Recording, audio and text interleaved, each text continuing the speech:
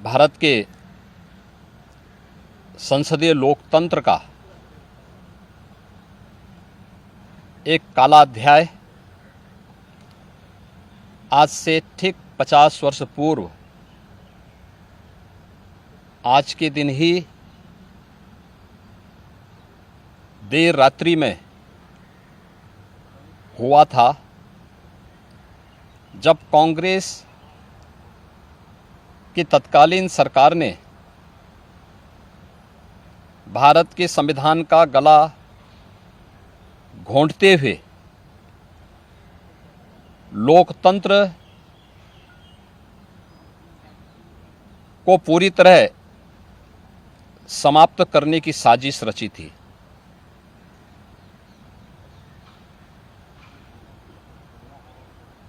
पच्चीस जून 1975 रात के अंधेरे में श्रीमती इंदिरा गांधी जी के नेतृत्व में कांग्रेस की सरकार ने कैसे भारत के लोकतंत्र को नष्ट करने का प्रयास किया था। उस समय के सभी विपक्षी दलों के नेताओं को, उसमें से अटल बिहारी वाजपेयी जी, से मोरारजी देसाई जी, से जयप्रकाश नारायण जी, से लाल कृष्ण आडवाणी जी और विपक्ष के सभी नेताओं को बंद करके लोकतंत्र के गले को पूरी तरह घोंटने का प्रयास किया था। आज जब 50 वर्ष के उपरांत हम इमरजेंसी की उन यादों को स्मरण करते हैं, तो स्वाभाविक रूप से कांग्रेस में चेहरे बदले होंगे, लेकिन उसका चरित्र, उसके हाव भाव आज भी वही हैं जो 1975 में एक बर्बर चेहरा उस समय में कांग्रेस पार्टी का देखने को मिला था। कैसे उन्होंने संविधान की मूल आत्मा कही जाने वाली प्रेम्बल में संशोधन करके उसकी आत्मा को नष्ट करने का प्रयास किया था। कैसे कांग्रेस ने उस समय देश के नागरिकों के मौलिक अधिकारों को पूरी तरह प्रतिबंधित कर दिया था। कैसे न्यायालय के अधिकारों को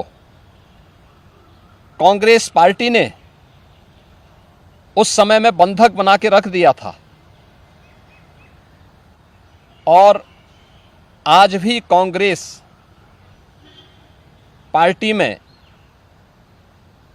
भले ही नेतृत्व बदला हो, लेकिन उसका चेहरा बदला हो, लेकिन चरित्र तो उसका आज भी वही है। ये लोकतंत्र की दुहाई देते हैं, लेकिन भारत के बाहर जाकर के भारत के लोकतंत्र को कटघरे में खड़ा करते हैं। भारत की चुनाव प्रणाली पर प्रश्न चिन्ह खड़ा करते हैं। भारत के बाहर जाकर के भारत को और इसके लोकतंत्र को कोसते हैं। भारत के अंदर हर चुनाव की प्रक्रिया में बाधा पैदा करके ईवीएम पर अपने अकर्मण्यता का दोष थोपने का प्रयास करते हैं। एक तरफ कांग्रेस का यह तानाशाही पूर्ण रवैया, जिसने आज से नहीं या 1975 में ही नहीं, आजादी के तत्काल बाद संविधान अंगीकार करने के मात्र 2 वर्ष के अंदर ही देश के संविधान में संशोधन करके धारा 370 को उसमें जबरन डाल करके देश के अंदर देश की अखंडता को चुनौती देने वाली धारा 370 को डालने का प्रयास किया था। इसके उपरांत भी समय समय पर कभी मीडिया पे को प्रतिबंधित करके, कभी अन्य तरीके से प्रत्यक्ष और अप्रत्यक्ष रूप से लोकतंत्र के सभी स्तंभों को कमजोर करने का प्रयास किया था। 1975, 25 जनवरी 1975 उसकी पराकाष्ठा के रूप में इस देश ने और दुनिया ने देखा था। 1975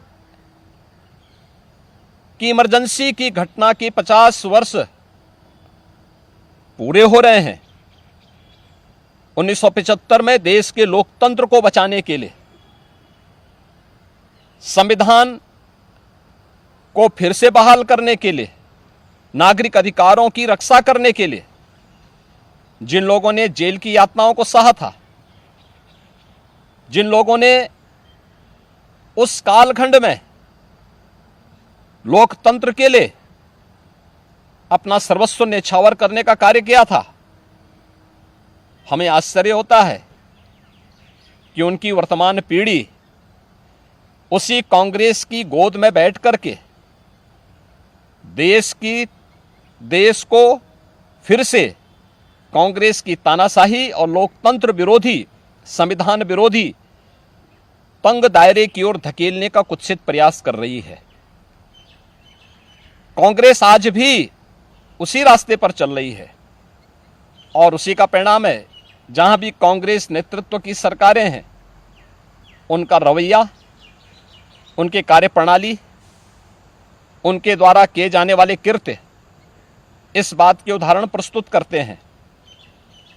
उनके जो सहयोगी हैं, बंगाल में टीएमसी है, केरल के उनके सहयोगी हैं, या तमिलनाडु के उनके सहयोगी हैं, या कांग्रेस नेतृत्व की सरकारें जहां कार्य कर रही हैं, उनकी कार्यपद्धति को आप देखें।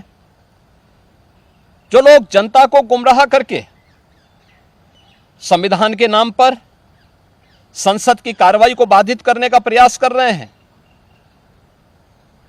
वे लोग कभी अपने गिरेबान में भी झांक के देखें। क्या उन्होंने सही मायने में संविधान का पालन किया था? क्या ये सच नहीं कि देश की संसद में कांग्रेस के एक वरिष्ठ नेता ने वहां पर जिस प्रकार का आचरण किया था, एक बिल को संसद के फ्लोर पर ही किस तरीके से अपमानित करने का काम किया था, वहां फाड़ने का काम किया था, ये क्या किसी से छुपा हुआ है? या अन्य अनेक ऐसे कृत्य जिसने लोकतंत्र को कमजोर किया है और लगातार देश के लोकतंत्र को कमजोर कर रही है, ये सभी कांग्रेस के वे कृत्य हैं जिसके लिए कांग्रेस को यह देश कभी माफ नहीं करेगा। कांग्रेस पार्टी को और कांग्रेस की इस तानाशाही में प्रत्यक्ष और अप्रत्यक्ष रूप से सहभागी बने उन सभी राजनीतिक दलों को भी, जिनका उदय ही देश के अंदर कांग्रेस के खिलाफ लोकतंत्र को बचाने के लिए हुआ था, आज वे कांग्रेस की गोदी में बैठ करके जिस तरीके का आचरण कर रहे हैं, यह देश और इस देश की जनता उसे किसी भी स्थिति में स्वीकार नहीं करेगी। कांग्रेस को और कांग्रेस के इन सभी सहयोगियों को जिन्होंने लोकतंत्र को कमजोर किया है, संविधान के प्रावधानों को समय समय पर मानने से इनकार किया है, इसके लिए आज इमरजेंसी की 50 वर्ष पूरे होने पर इन्हें देश की जनता से माफ़ी मांगनी चाहिए अपने इस कृत्य के लिए और अपने न केवल चेहरे को बल्कि चरित्र को देश के संसदीय लोकतंत्र के अनुरूप ले जाने के लिए अपने आप को तैयार करना चाहिए।